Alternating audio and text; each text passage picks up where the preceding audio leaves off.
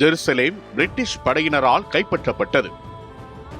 முதல் உலகப் போரின் நடுவில் 1917 டிசம்பர் 9 அன்று ஜெருசலேம் நகரம் ஒரு வரலாற்று மாற்றத்தை கண்டது. சுமார் 400 ஆண்டுகள் ஆட்சி செய்த ஒட்டமான் பேரரசு தன் சக்தியை இழந்த நிலையில் நகரம் உத்தியோகபூர்வமாக பிரிட்டிஷ் படைகளுக்கு ஒப்படைக்கப்பட்டது. மத்திய கிழக்கு போர்த்தளத்தில் இது கூட்டணி படைகளுக்கு மிகப்பெரிய வெற்றியாக பார்க்கப்பட்டது. சரணடைவுக்கு பிறகு 2 நாட்களுக்கு பின்னர் பிரிட்டிஷ் தளபதி ஆலன்பி நகருக்குள் நடைப்பயணமாக நுழைந்தார்.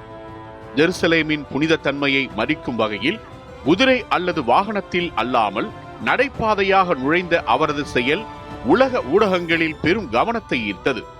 கிறிஸ்தவம், யூதம், இஸ்லாம் ஆகிய 3 மதங்களுக்கும் இது ஒரு வரலாற்று தருணமாக அமைந்தது. சமீபத்திய பல தோல்விகளால் ஒட்டமான் படைகள் பலவீனமடைந்திருந்ததால் பிரிட்டிஷ் படைகளின் முன்னேற்றம் வேகமடைந்தது. ஜெருசலேம் கைப்பற்றப்பட்ட பிறகு பிரிட்டிஷ் படைகள் பாலஸ்தீனின் வடபகுதிகளுக்கு தங்கள் கட்டுப்பாட்டை விரிவாக்கினர். இதனால் மத்திய கிழக்கின் அரசியல் வரைபடமே மாறத் தொடங்கியது. ஜெருசலேத்தின் வீழ்ச்சி உலகெங்கும் பெரிய செய்தியாக பரவியது.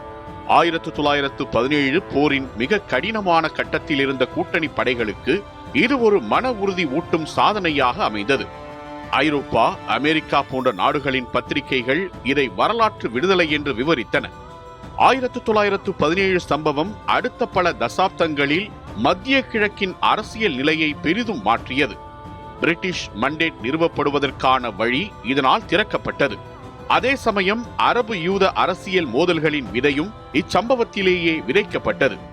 ஜெருசலேம் கைப்பற்றல் வெறும் இராணுவ வெற்றி மட்டுமல்ல, உலக அரசியலின் புதிய அத்தியாயத்தையும் தொடங்கிய தருணமாக அது சித்தரிக்கப்பட்டது.